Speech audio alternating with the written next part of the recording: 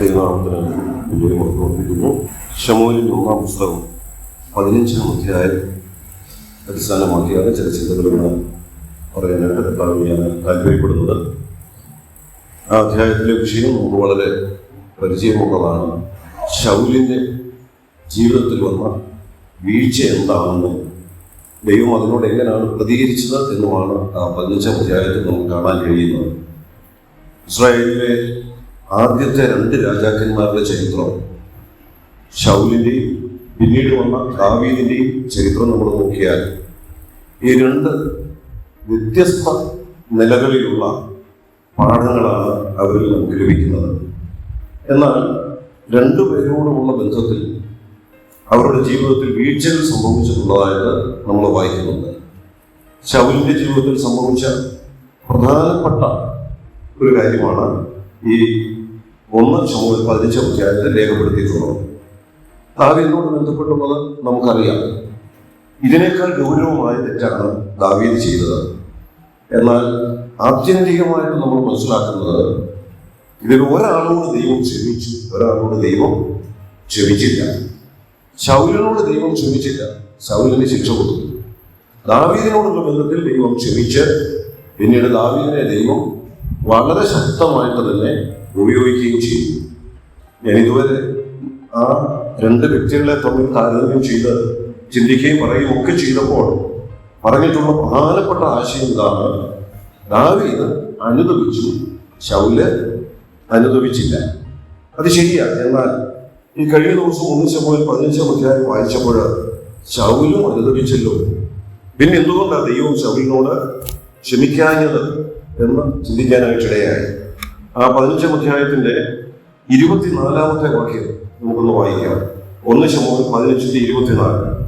ശൗൽ ശമൂവേലിനോട്, ഞാൻ ജനത്തെ ഭയപ്പെട്ട് അവരുടെ വാക്കനുസരിച്ചതിനാൽ യഹോവയുടെ കൽപ്പനയും നിന്റെ വാക്കും ലംഘിച്ച് പാപം ചെയ്തിരിക്കുന്നു. എങ്കിലും എന്റെ പാപം ക്ഷമിച്ച് ഞാൻ യഹോവയെ നമസ്കരിക്കേണ്ടതിന് എന്നോടുകൂടെ പോരണമേ എന്ന് പറഞ്ഞു. ദൈവത്തോട് താൻ പാപം ചെയ്തെന്നും ആ പാപം തന്നോട് ക്ഷമിക്കണമെന്നും ശൗല് പറയുന്ന വാക്കുകളാണ് നമ്മളിവിടെ വായിക്കുന്നത്. അതല്ലേ അനുതാപം എന്ന് പറയുന്നത്. തൻ്റെ ജീവിതത്തിൽ ദൈവത്തോട് തെറ്റ് ചെയ്തു എന്നും തൻ്റെ ജീവിതത്തിൽ ദൈവജനത്തോട് ലംഘനം കാണിച്ചു എന്നും താൻ പറയുക, താൻ സമ്മതിക്കുക. അത് സമ്മതിക്കുന്നത് മാത്രമല്ല, എന്നോട് ക്ഷമിക്കണമെന്നും ശൗല് പറയുന്നുണ്ട്. അപ്പോൾ ശൗലും അനുദപിച്ചു. പിന്നെ എന്തുകൊണ്ട് ശൗലിനോട് ദൈവം ക്ഷമിച്ചില്ല?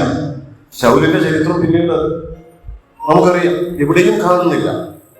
ശൗലിനെ കുറിച്ച് കാര്യമായിട്ടൊന്നും പിന്നീട് ദൈവജനത്തിൽ കാണാനായിട്ട് കഴിയുന്നില്ല. എന്നാൽ ദാവീദിനെ വളരെ ശക്തമായിട്ട് തന്നെ ദൈവം ഉപയോഗിച്ചു.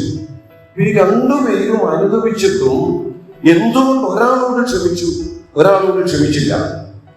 ഇത് ഈ ദിവസങ്ങളിൽ ആ ഭാഗം വായിച്ചപ്പോൾ ഇങ്ങനെ ചിന്തിക്കാനായിട്ടിടയായി. അപ്പൊ എന്റെ മനസ്സിലേക്ക് അതിൽ നിന്ന് വന്ന ചില ചിന്തകളാണ് ഇന്ന് അല്പമായിട്ടൊന്ന് ഓർമ്മിപ്പിക്കുന്നത്. നമ്മൾ ദാവീദിന്റെ ചരിത്രം പഠിച്ചാലറിയാം. ദാവീദ് ദൈവത്താൽ തിരഞ്ഞെടുക്കപ്പെട്ട രാജാവ്. അതുപോലെ തന്നെ ശൗലിനെയും നമ്മൾ നോക്കിയാൽ അറിയാം. ശമൂവേലിനോട് ദൈവം പറയുന്നത് ഇതിന് മുമ്പിലത്തെ അധ്യായങ്ങളൊക്കെ വായിച്ചാൽ നമുക്കറിയാം. ഈ അധ്യായത്തിന്റെ പ്രാരംഭ ഭാഗത്തുമുണ്ട്.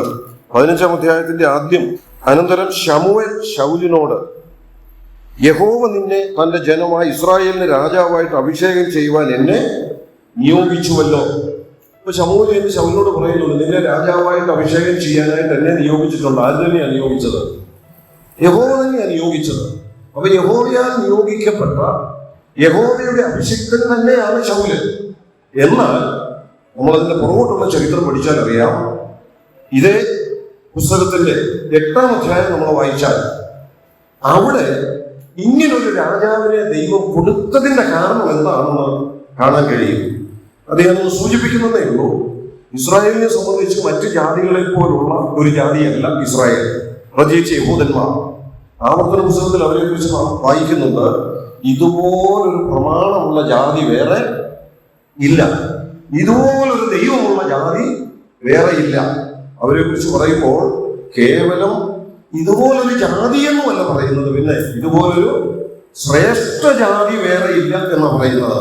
ഇപ്പൊ ചുറ്റുമുള്ള മറ്റെല്ലാ ജാതികളിൽ നിന്നും വ്യത്യസ്തമായി ഇസ്രായേലിൽ ഒരു വിശേഷണം കൊടുത്തിരിക്കുന്ന തിരുവഴുത്തിൽ ഇവർ ദൈവത്തിന്റെ സ്വന്തമാണ്, ഇവർ ശ്രേഷ്ഠജാതിയാണ്, ഇവരെ ഭരിക്കാൻ ഒരു രാജാവുണ്ട്, അത് യഹോവയായ ദൈവമാണ്, ഇവർക്ക് അനുസരിക്കാൻ നല്ലൊരു പ്രമാണമുണ്ട്, അത് ദൈവത്തിന്റെ കൽപ്പനകളാണ്, ദൈവത്തിന്റെ വചനമാണ്. ഇങ്ങനൊരു ജാതി വേറെ ഇല്ല, ഇത് ശ്രേഷ്ഠ ജാതിയാണ്. അതുകൊണ്ട് അവരെ കുറിച്ച് ദൈവത്തിന്റെ പദ്ധതിയും ദൈവത്തിന്റെ ആഗ്രഹവും എന്തായിരുന്നു? ഇവർക്ക് ഞാനല്ലാതെ വേറൊരു രാജാവ് വേണ്ട. അതായിരുന്നു ദൈവത്തിന്റെ ഹിതമെന്നും പദ്ധതിയെന്നും നമുക്ക് പുറകോട്ടുള്ള ചരിത്രം ദൈവജനത്തിൽ തന്നെ വായിച്ച് മനസ്സിലാക്കാൻ കഴിയും. എന്നാൽ പിന്നെ എന്തുകൊണ്ട് ശമൂവേലിനെ നിയോഗിച്ചു ശൗലിനെ അഭിഷേകം ചെയ്യാനായിട്ട്? അതിന്റെ കാരണം നമ്മൾ ശമൂവേലിന്റെ 1-ാം പുസ്തകം തന്നെ 8-ാം അധ്യായം വായിച്ചാൽ ഇങ്ങനെ കാണുന്നുണ്ട്. ജനം ചെന്ന് ദൈവത്തിന്റെ മുമ്പാകെ നിലവിളിച്ചു. ഇസ്രായേൽ ജനത്തെ സംബന്ധിച്ചിടത്തോളം ദൈവം നേരിട്ട് ഭരിക്കുമ്പോൾ തന്നെ ശമൂവേൽ ഉൾപ്പെടെയുള്ള അനേകരെ അവരുടെ മേൽ കാര്യം നോക്കാനായിട്ട് ദൈവം അനുവദിച്ചു കൊടുത്തിരുന്നു. ആത്മീയ ശുശ്രൂഷകളുടെ നേതൃത്വം നൽകാൻ അനുവദിച്ചു കൊടുത്തിരുന്നു. അവസാനമായി ശമൂവേലും വന്നു. പക്ഷേ നമ്മൾ വായിക്കുന്നുണ്ട്, ശമൂവേൽ നല്ല നിലയിലൊക്കെ ശുശ്രൂഷ ചെയ്തു. ജനം നോക്കിയപ്പോൾ ശമൂവേൽ വൃദ്ധനായി, ഇനി ഞങ്ങളെ നയിക്കാനും ഞങ്ങളുടെ മേൽ കാര്യങ്ങളൊക്കെ ഉത്തരവാദിത്വത്തോടെ ഏറ്റെടുത്ത് നടത്താനും ആരുമില്ല. മക്കളൊക്കെ ദൈവം വഴി വിട്ടുപോയി ശമൂവേലിന്റെ.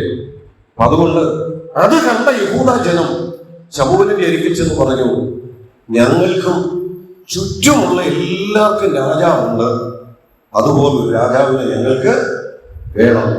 അപ്പൊ എന്താ അവരെ പ്രേരിപ്പിച്ച ഘടകം? ചുറ്റുമുള്ളവർക്ക് രാജാവുണ്ട്, അതുകൊണ്ട് ഞങ്ങൾക്കും രാജാവ് വേണം. എന്നാൽ അവര് ദൈവം അവർക്ക് രാജാവായിട്ടുണ്ടെന്നുള്ളത് തിരിച്ചറിഞ്ഞ് അതിന് കീഴ്പ്പെട്ട് മുൻപോട്ട് പോകേണ്ടതാണ്. പക്ഷേ ചുറ്റുമുള്ള രാജാക്കന്മാരെ പോലെ മാനുഷികമായ ചില ഭരണകൂടങ്ങളും രാജാക്കന്മാരും വേണമെന്ന് അവരാഗ്രഹിച്ചു. അതിനുവേണ്ടി ശമൂവേലിനെ ജനിപ്പിച്ചെന്ന് നിലവിളിച്ച് നിർബന്ധം പിടിക്കുന്നതാണ് നമ്മൾ 8-ാം അധ്യായത്തിൽ വായിക്കുന്നത്. അവിടെ അതിനൊരു മറുവശം കൂടിയുണ്ട്. ശമൂവേലിന്റെ കാലശേഷം ശമൂവേലിന്റെ മക്കൾ ആത്മീയ വഴികളിൽ നിന്നില്ല എന്നുള്ളത് യഹൂദ ജനത്തിന്റെ ഒരു അധപ്പതനത്തിന് കാരണമായി തീർന്നു. അതുകൊണ്ടുകൂടിയാണ് അവര് ഞങ്ങൾക്കിനി ഞങ്ങളെ നയിക്കാൻ ആരുമില്ലല്ലോ എന്നുള്ള ചിന്ത വന്നിട്ട് അവർ രാജാവിന് വേണ്ടി നിലവിളിച്ചത്. അത് അതിനൊരു വശമായിട്ടിരിക്കുന്നു. എന്നാൽ ജനം ദൈവത്തെ മറന്ന് ദൈവത്തെ വിട്ട് ഒരു രാജാവിന് വേണ്ടി അപേക്ഷിക്കുന്നു. അതിന്റെ ഫലമായിട്ട് ദൈവം ശമൂവേലിനെ അനുവദിച്ചു കൊടുക്കുകയാണ്. നീ ഒരു രാജാവിനെ വാഴിക്കും, അഭിഷേകം ചെയ്യും. ഈ 15-ാം അധ്യായത്തിൽ ഒരിടത്ത് ശമൂവേൽ പറയുന്നതായിട്ട് ഇങ്ങനെ വായിക്കുന്നുണ്ട്, നിങ്ങൾ തിരഞ്ഞെടുത്ത എന്ന് യഹൂദന്മാരോട് പറയുന്നുണ്ട്. അപ്പോൾ ഈ ശൗലിനെ ആര് തിരഞ്ഞെടുത്തതായിട്ടാണ് ദൈവജനത്തിൽ വായിക്കുന്നത്? ദൈവം അത് അനുവദിച്ചു എന്നുള്ളത് ശരിയാണ്. ദൈവം ശമൂവേലിലൂടെ ശൗലിനെ അഭിഷേകം ചെയ്തു എന്നുള്ളതും ശരിയാണ്. പക്ഷേ ദൈവജനത്തിൽ തന്നെ രേഖപ്പെടുത്തിയിരിക്കുകയാണ്, ദൈവത്തിന്റെ തെരഞ്ഞെടുപ്പല്ല, ദൈവം അനുവദിച്ചു കൊടുത്തു. പക്ഷെ ആരുടെ തെരഞ്ഞെടുപ്പായിരുന്നു? ജനത്തിന്റെ തെരഞ്ഞെടുപ്പാണ്. ഒരുപക്ഷെ അതുകൊണ്ടുകൂടി ആയിരിക്കാം ആ തെരഞ്ഞെടുപ്പിൽ വലിയൊരു പരാജയം സംഭവിച്ചിട്ടുണ്ട്. ആ ശൗൽ എന്നത് ഇസ്രായേലിലെ ആദ്യത്തെ രാജാവാണ്. പക്ഷെ അതിനൊക്കെ മുമ്പ് തന്നെ ഇസ്രായേലിലെ സകല ഗോത്രങ്ങൾക്കും ദൈവം വാഗ്ദത്തങ്ങൾ കൊടുത്ത കൂട്ടത്തിൽ പറഞ്ഞിട്ടുണ്ട്, രാജാക്കന്മാർ ഏത് ഗോത്രത്തിൽ നിന്ന് വരണം? രാജാക്കന്മാർ വരേണ്ടത് രാജത്വം ഏത് ഗോത്രത്തിലുള്ളതാണ്? യഹൂദ ഗോത്രത്തിലുള്ളതാണ്. പക്ഷെ മനുഷ്യൻ തെരഞ്ഞെടുത്തപ്പോൾ ആ വാഗ്ദത്തവും മറന്നു, യഹൂദ ഗോത്രത്തിൽ നിന്ന് ഒരാൾ വേണമെന്നുള്ള ദൈവത്തിന്റെ പ്രമാണവും മറന്ന് ശൗലിനെ തെരഞ്ഞെടുത്തപ്പോൾ എവിടെ നിന്നാണ് തെരഞ്ഞെടുത്തത്? ബെന്യാമീൻ ഗോത്രക്കാരനായ ശൗലിനെയാണ്. ഇതാണ് മാനുഷിക തെരഞ്ഞെടുപ്പിൽ സംഭവിക്കുന്ന പരാജയം. ദൈവം തെരഞ്ഞെടുത്ത് ദൈവമാക്കി വെക്കുമ്പോൾ ദൈവത്തിന് ഓരോ ആത്മീക ശുശ്രൂഷകളും ചെയ്യുമ്പോൾ അത് ചെയ്യാൻ ദൈവത്താൽ തിരഞ്ഞെടുക്കപ്പെടുന്നവരെ കുറിച്ച് വ്യക്തമായ പദ്ധതികൾ മുൻകൂട്ടി ദൈവം രേഖപ്പെടുത്തിയിട്ടുണ്ട്.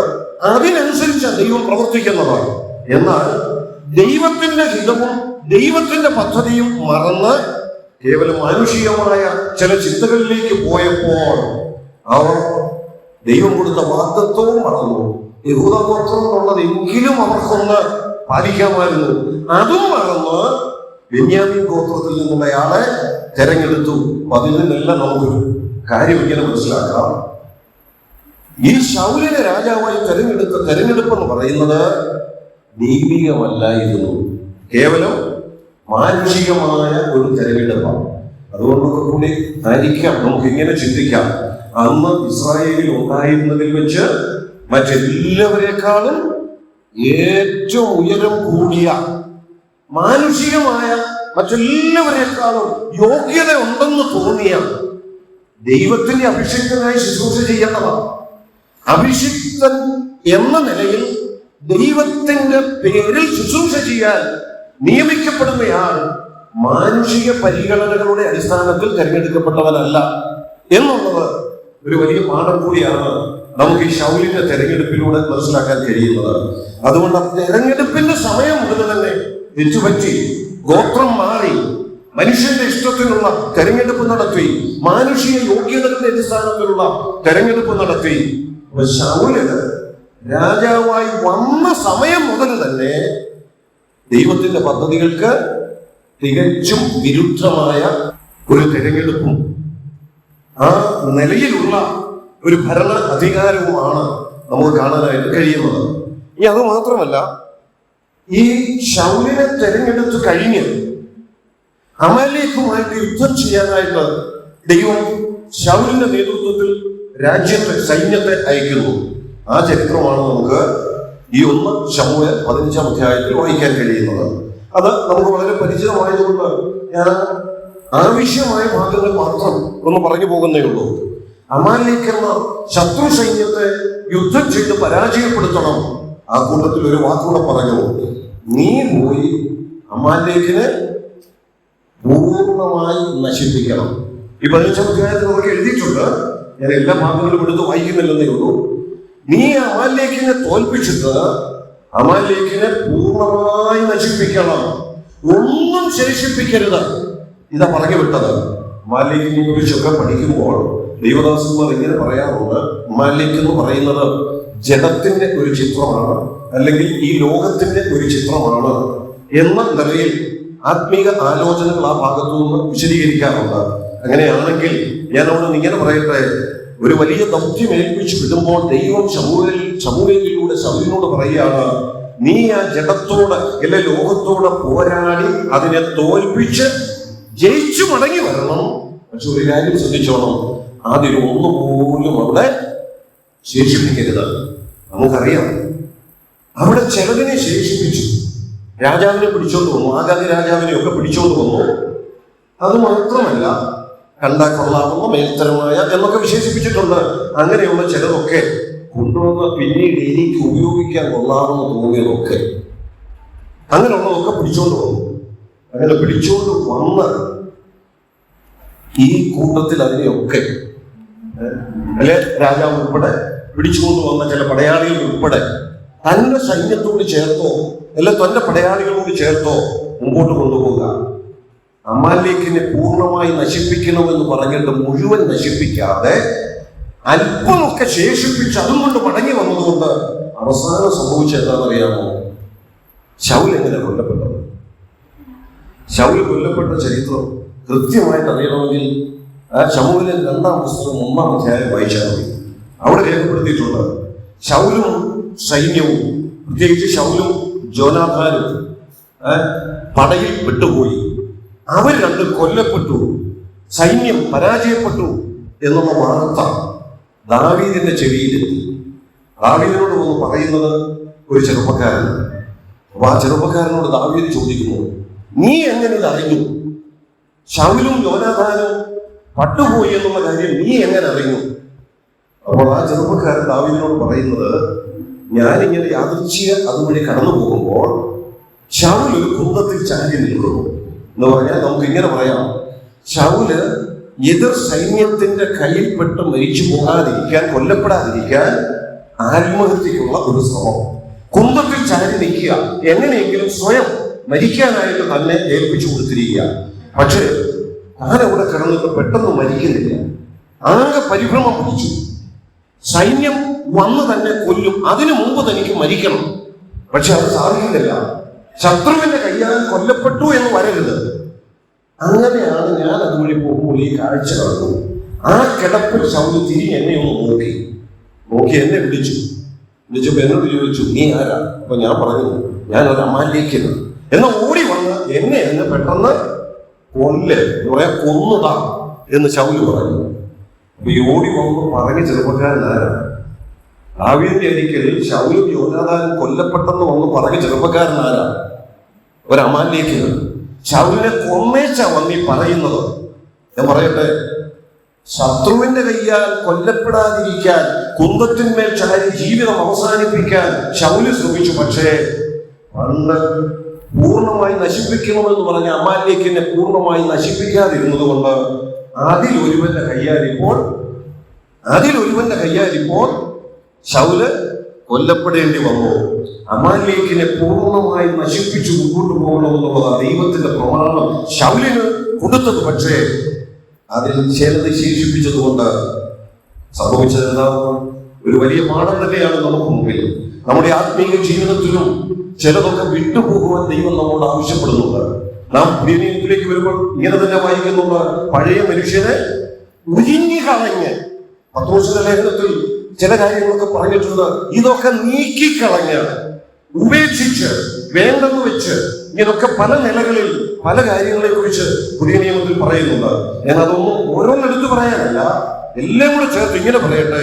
നമ്മുടെ ആത്മീയ ജീവിതത്തിന്, വിജയകരമായ ക്രിസ്തീയ ജീവിതത്തിന് തടസ്സം വരാതിരിക്കത്തക്ക നിലയിൽ വിടണമെന്ന് ദൈവം ആവശ്യപ്പെട്ടിട്ടുള്ളവയെ പൂർണ്ണമായി വിട്ട്, ഒരുപക്ഷെ ചില സ്വഭാവങ്ങളായിരിക്കാം, എന്തുമായിക്കൊള്ളട്ടെ, പൂർണ്ണമായി വിട്ട് നാം നമ്മുടെ ആത്മീയ ജീവിതം മുൻപോട്ട് കൊണ്ടുപോകുന്നില്ലെങ്കിൽ അതെല്ലാം കൂടെ ചേർത്താണ് എബ്രായ ലേഖനം 12-ാം അധ്യായത്തിന്റെ പ്രാരംഭ ഭാഗത്ത് പറയുന്നത്, സകല ഭാരവും, ഒരു വാക്കുകൂടെ പ്രത്യേകം എടുത്തു പറയുന്നുണ്ട്, മുറുകെ പറ്റുന്ന പാപവും വിട്ട് നമുക്ക് മുമ്പിൽ വെച്ചിരിക്കുന്ന ഓട്ടം സ്ഥിരതയോടെ ഓടുക.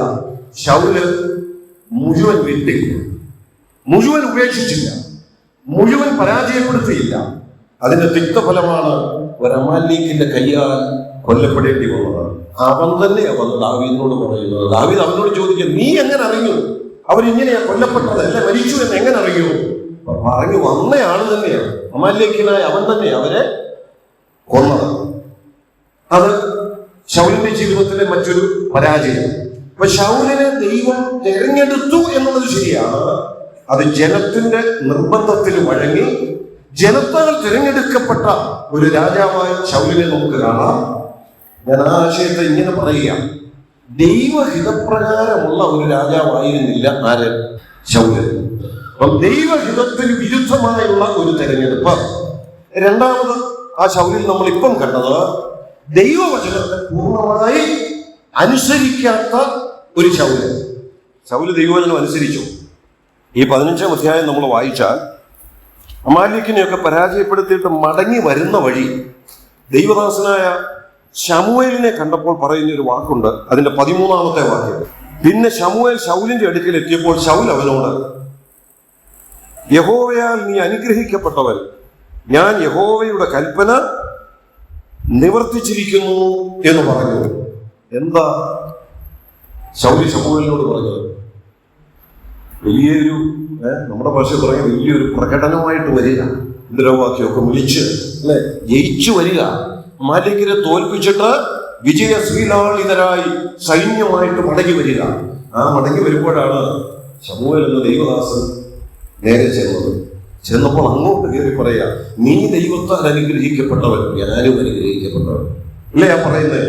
നീ ദൈവത്താൽ അനുഗ്രഹിക്കപ്പെട്ടവൻ, ഞാനോ ദൈവത്തിന്റെ കൽപ്പന മുഴുവൻ അതുപോലെ നിവർത്തിച്ചിരിക്കുന്നവൻ. പ്രാഗൽഭ്യത്തോടെ എന്നുള്ള വാക്യം പറയുന്നില്ല.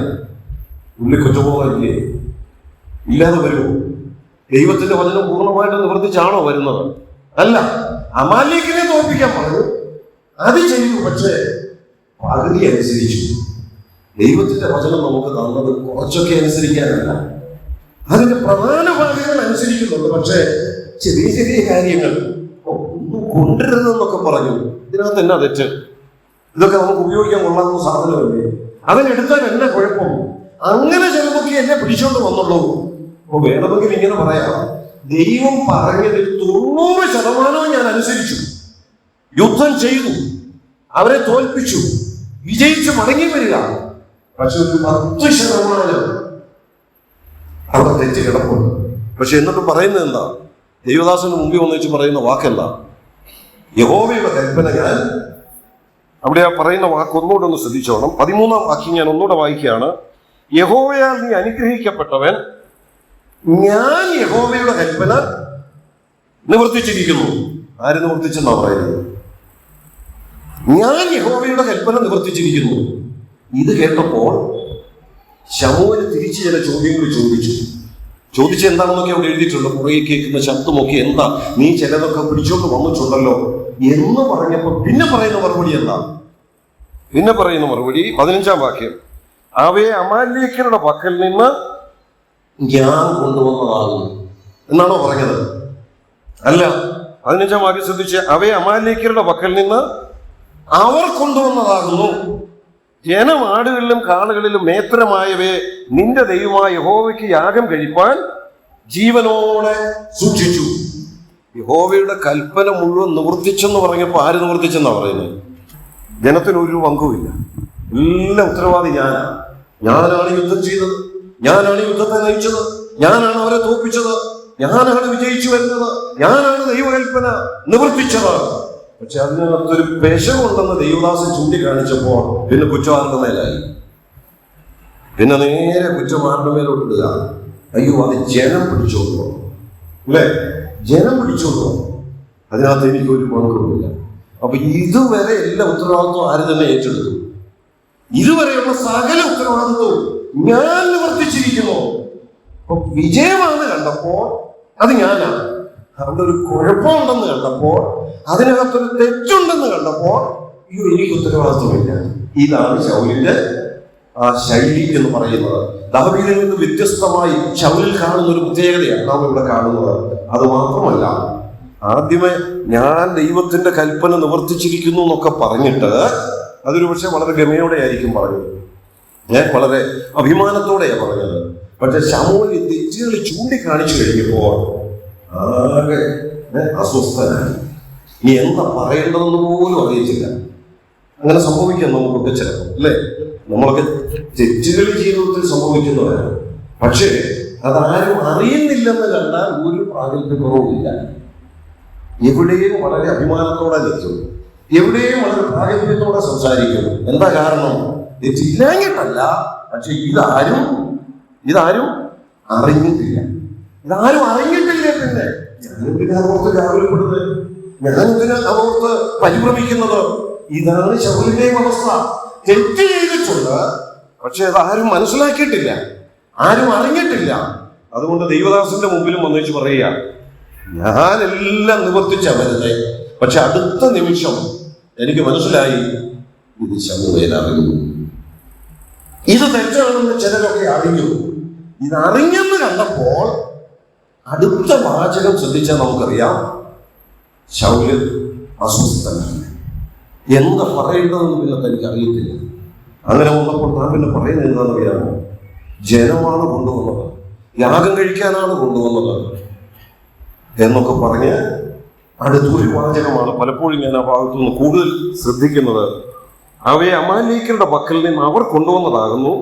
ജനം ആടുകളിലും കാളകളിലും നേത്രമായവയെ നിന്റെ ദൈവമായ യഹോവയ്ക്ക് യാഗം കഴിപ്പാൻ ജീവനോടെ സൂക്ഷിച്ചു. ആർക്ക് യാഗം കഴിക്കാൻ? ആർക്ക് യാഗം കഴിക്കാനെന്നാണ് പറഞ്ഞിരിക്കുന്നത്. ഞാൻ ചിലപ്പോഴൊക്കെ ഇങ്ങനെ ചോദിച്ചത്, നമ്മളാണെങ്കിൽ എന്ത് പറയുമോ?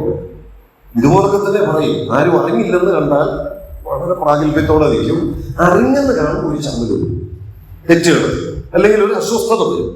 പക്ഷെ ആ അസ്വസ്ഥതയിൽ നിന്നാണെങ്കിൽ പോലും നമ്മൾ അതിനൊരു ന്യായീകരണം കണ്ടെത്തുമ്പോൾ കുറേ പക്ഷം ഇങ്ങനെയെങ്കിലും പറയും, ഇത് അവര് പിടിച്ചോണ്ട് വന്നതാണ്, യാഗം കഴിക്കാൻ വേണ്ടിയാണ്, നല്ല കാര്യത്തിനാണ് കൊണ്ടുവന്നത്.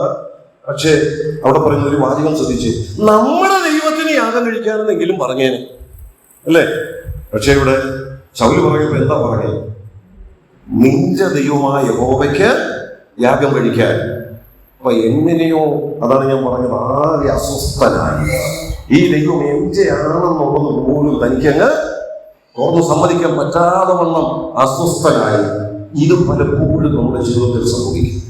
നമ്മുടെ തെറ്റുകൾ പുറത്തായെന്ന് കാണുമ്പോൾ ഉണ്ടാകുന്ന അസ്വസ്ഥതയും ആ അസ്വസ്ഥതയിൽ നിന്ന് വരുന്ന പ്രതികരണങ്ങളും, ഞാൻ ഇങ്ങനെ പറയട്ടെ, ആ പ്രതികരണങ്ങളും ആ വാക്കുകളും കേൾക്കുമ്പോൾ അറിയാം ആ ശൗലിന്റെ അസ്വസ്ഥത എത്രമാത്രമുള്ളതാണ്. ദൈവത്താൽ അഭിഷിക്തനായവനാണ്. ദൈവം തന്നെ ജനത്തിന്റെ നിർബന്ധപ്രകാരമാണെങ്കിലും ദൈവം തന്നെ രാജാവായിട്ട് വാഴിച്ചതാണ്. ശമൂവേലിലൂടെ അഭിഷേകം കൊടുത്തതാണ്. എന്നിട്ടും പറയുന്നത് എന്താണെന്നറിയാമോ? നിന്റെ ദൈവമായ യഹോവയ്ക്ക് യാഗം കഴിക്കുവാൻ. അപ്പൊ ചുരുക്കത്തിൽ ഇത് പിടിക്കപ്പെട്ട് കഴിഞ്ഞപ്പോൾ ശൗലിന്റെ അവസ്ഥ എന്തായി? ശൗൽ അസ്വസ്ഥനായി.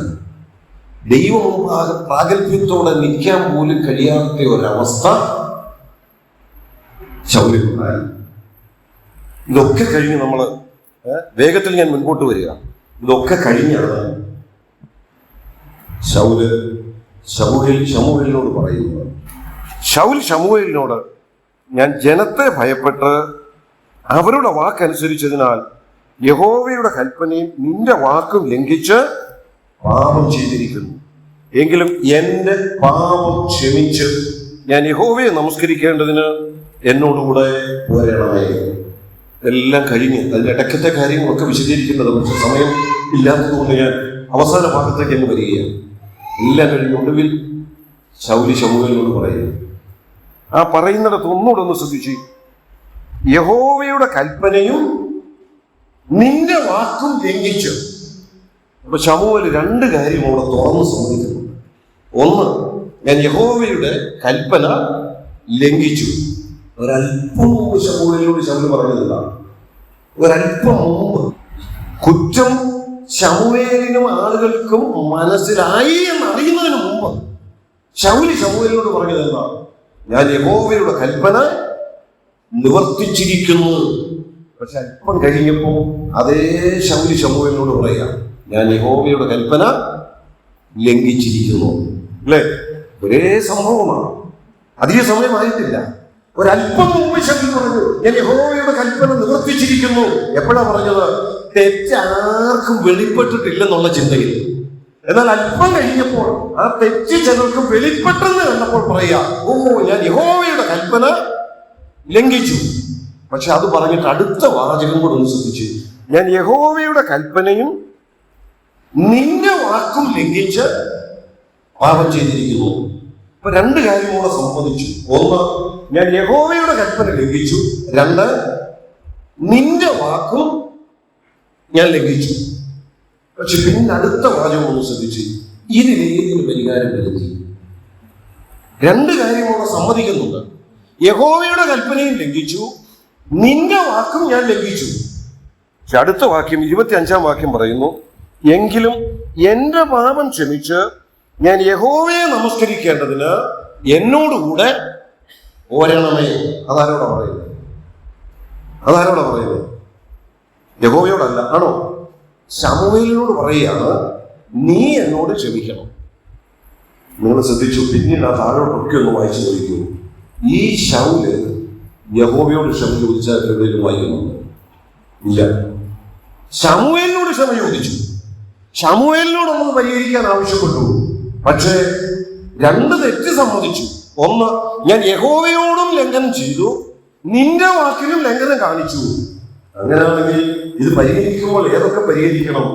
ഇത് രണ്ടും പരിഹരിക്കപ്പെടണം.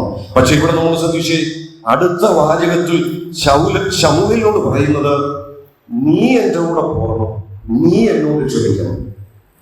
എന്തിനു വേണ്ടിയാണെന്ന് അവിടെ പറയുന്നുണ്ട്. ഞാൻ യഹോവയെ നമസ്കരിക്കേണ്ടതിന് നീ എന്നോട് കൂടെ പോരണം.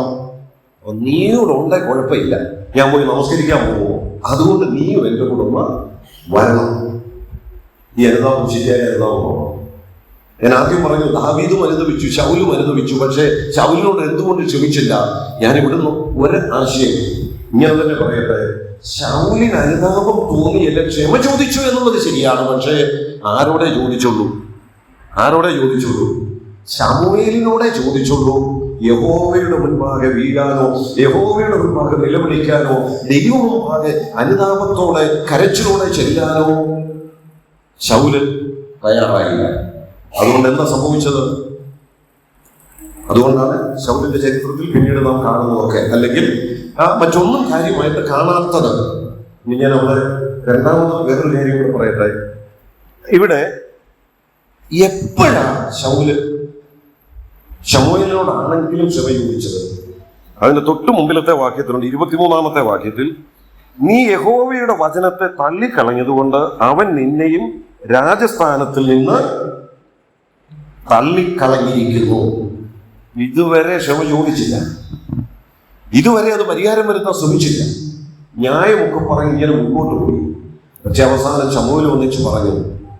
നമ്മൾ ശൗലിനെ കുറിച്ച് വായിക്കുമ്പോൾ ഈ അധ്യായത്തിൽ തന്നെ അതിന്റെ 11-ാമത്തെ വാക്യത്തിൽ അവൻ ദൈവത്തെ വിട്ടുമാറി എന്ന്, 19-ാമത്തെ വാക്യത്തിൽ യഹോവയ്ക്ക് അനിഷ്ടമായത് ചെയ്തെന്ന്, 11ഉം 19ഉം വാക്യങ്ങളിൽ ദൈവകൽപ്പന അനുസരിച്ചില്ലെന്ന്, 23, 26 വാക്യങ്ങളിൽ വചനത്തെ തള്ളിക്കളഞ്ഞെന്ന്, 24-ാം വാക്യത്തിൽ കൽപ്പന ലംഘിച്ചെന്ന് ഒക്കെ ശൗല് ചെയ്ത തെറ്റുകൾ ദൈവത്തോടും ദൈവവചനത്തോടും ചെയ്തത് പല പ്രാവശ്യം ആവർത്തിച്ച് രേഖപ്പെടുത്തിയിട്ടുണ്ട്.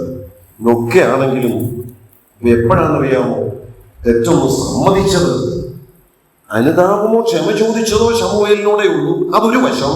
ഇനി അതുപോലും, അല്ലെങ്കിൽ അവിടെ വന്ന് ഞാൻ ദൈവത്തോടും നിന്നോടും തെറ്റ് ചെയ്തെന്ന് സമ്മതിച്ചത് പോലും എപ്പോഴാണെന്നുള്ളത് 23-ാം വാക്യത്തിലുണ്ട്. അവിടെ ചെന്ന് ദൈവദാസൻ പറഞ്ഞു, നീ ഇങ്ങനൊക്കെ ചെയ്തതുകൊണ്ട് രാജസ്ഥാനത്ത് നിന്ന് നിന്നെ നീക്കിക്കളഞ്ഞിരിക്കുന്നു. അപ്പൊ എന്തുകൊണ്ടാണ് തെറ്റ് സമ്മതിച്ചത്? ശിക്ഷ പേടിച്ച്, അല്ലെ? ശിക്ഷ പേടിച്ചുള്ള ഒരു ക്ഷമ ചോദ്യം, ശിക്ഷ പേടിച്ചുള്ള ഒരു അനുതാപം. അത് ശരിയായ അനുതാപമാണോ? ഹൃദയത്തിന്റെ ഉള്ളിൽ നിന്ന് വരുന്ന അനുതാപമാണെങ്കിൽ ശിക്ഷ പേടിച്ചല്ല, ദൈവമുമ്പാകെ എന്റെ ഹൃദയം നിർമ്മലമായിരിക്കണമല്ലോ, ദൈവമുമ്പാകെ ഞാൻ നേരോടെ നടക്കണമല്ലോ, ദൈവമുമ്പാകെ എന്റെ ഹൃദയം ശുദ്ധമുള്ളതായിരിക്കണമല്ലോ, ദൈവജനം കൂടി വരുന്നിടത്ത് ദുർമനസാക്ഷി നീങ്ങുമാറ് നിർമ്മല ഹൃദയത്തോടെ ഞാൻ പങ്കെടുക്കണമല്ലോ. ഈ ചിന്ത മനസ്സിൽ വരുമ്പോൾ വരാൻ പോകുന്ന ശിക്ഷ പേടിച്ചല്ല. അത് പിന്നെ ശിക്ഷിക്കുകയോ ശിക്ഷിക്കാതിരിക്കുകയോ ദൈവത്തിന്റെ കയ്യിലുള്ള കാര്യം. ഇവിടെ രാജസ്ഥാനത്ത് നീക്കി കളയുമെന്ന് പറയുമ്പോൾ ആ ശിക്ഷ പേടിച്ചുള്ള ഒരു മാനസാന്തരം, ശരിയായ മാനസാന്തരമാണ്. ആ മാനസാന്തരത്തെ കുറിച്ച് 2 കാര്യങ്ങളാണ് ഞാൻ പറഞ്ഞത്. ഒന്ന്, തെറ്റ് മനസ്സിലായെങ്കിലും ദൈവത്തോടും ശമൂവേലിനോടും തെറ്റ് ചെയ്തെന്ന് സമ്മതിച്ചെങ്കിലും ക്ഷമ ചോദിച്ചതും അതൊന്ന് പരിഹരിക്കണമെന്ന് ആവശ്യപ്പെട്ടതും ആരോട് മാത്രമാണ്? ശമൂവേലിനോട്. ദൈവമുമ്പാകെ ശരിയായ അനുതാപം ഉണ്ടായില്ല. അതുകൊണ്ട് ശൗലിന്റെ അനുതാപത്തെ നമുക്ക് ശരിയായ ഒരു അനുതാപം എന്ന് പറയാൻ കഴിയത്തില്ല. 2, ശൗല് തെറ്റ് സമ്മതിച്ചതും അനുദപിച്ചു എന്ന് തോന്നത്തക്ക വിധം ഇവിടെ ചിലതൊക്കെ പറഞ്ഞതും കേവലം ദൈവമുമ്പാകെ ആ തെറ്റെന്നുള്ള ബോധ്യത്തിന്റെ അടിസ്ഥാനത്തിൽ ആണോ അല്ലയോ എന്ന് സംശയം. കേവലം ശിക്ഷ പേടിച്ചുള്ള ഒരു അനുതാപം, അത് ദൈവം അംഗീകരിച്ചില്ല. ഇനി മൂന്നാമത് മറ്റൊന്നുകൂടെ ഞാൻ ഇങ്ങനെ വേഗത്തിൽ പറയട്ടെ. നമ്മൾ പുതിയ നിയമത്തിലേക്ക് വരുമ്പോൾ എബ്രായ ലേഖനം 12-ാം അധ്യായത്തിന്റെ 17-ാമത്തെ വാക്യത്തിൽ യേശാവിന്റെ ഒരു അനുതാപത്തെ കുറിച്ച് ഇങ്ങനെ വായിക്കുന്നുണ്ട്. അവൻ പിന്നത്തേതിൽ അനുഗ്രഹം ലഭിക്കേണ്ടതിന് അപേക്ഷിച്ചിട്ടും എന്ന് നമ്മൾ വായിക്കുന്നത്. എന്ന് പറഞ്ഞാൽ സമയം കഴിഞ്ഞുള്ള അനുതാപം. ഇതിനു മുമ്പ് അനുദപിക്കാൻ ഒരു അവസരം കൊടുത്തു. എപ്പോൾ? ഇങ്ങനെ ജയിച്ച് മടങ്ങി വന്നപ്പോൾ തന്നെ ശമൂവേൽ വന്നേച്ച്, എന്താ ഈ കാണുന്നതൊക്കെ, നീ എന്താ ഈ ചെയ്തിരിക്കുന്നത് ചോദിച്ചതാ. അപ്പം തന്നെ അനുദപിക്കണമായിരുന്നു. ദൈവം സമയം കൊടുത്തു, ദൈവം അവസരം കൊടുത്തു. പക്ഷേ സമയം കഴിഞ്ഞുള്ള അനുതാപം. ഞാൻ എൻ്റെ വാക്കുകൾ ഇവിടെ നിർത്തട്ടെ. ഈ അധ്യായത്തിൽ നിന്ന് ശൗലിന് സംഭവിച്ച വീഴ്ചയായി വേറെ ചില കാര്യങ്ങൾ നോട്ട് ചെയ്തിട്ടുണ്ട്. പക്ഷേ സമയമായതുകൊണ്ട് ഞാനിവിടെ അവസാനിപ്പിക്കട്ടെ. പറയട്ടെ, ദൈവഹിതത്തിന് വിരുദ്ധമായ ഒരു തെരഞ്ഞെടുപ്പായിരുന്നു ശൗലിനെ രാജാവായി തെരഞ്ഞെടുത്തത്. അത് മാത്രമല്ല, ദൈവവചനം വിട്ടും ദൈവത്തെ വിട്ടുമുള്ള ഒരു പോക്കായിരുന്നു ശൗലിന്റെ ജീവിതത്തിൽ നാം കാണുന്നത്. അതിന്റെ ഒരു തിക്തഫലമായിട്ടാണ് അമാലേക്കിനോടുള്ള യുദ്ധത്തിൽ സംഭവിച്ച ഈ പരാജയം. പക്ഷെ ഇതും അനുദപിച്ച് പരിഹരിച്ച് മടങ്ങി വരാൻ അവസരം ഉണ്ടായിരുന്നു.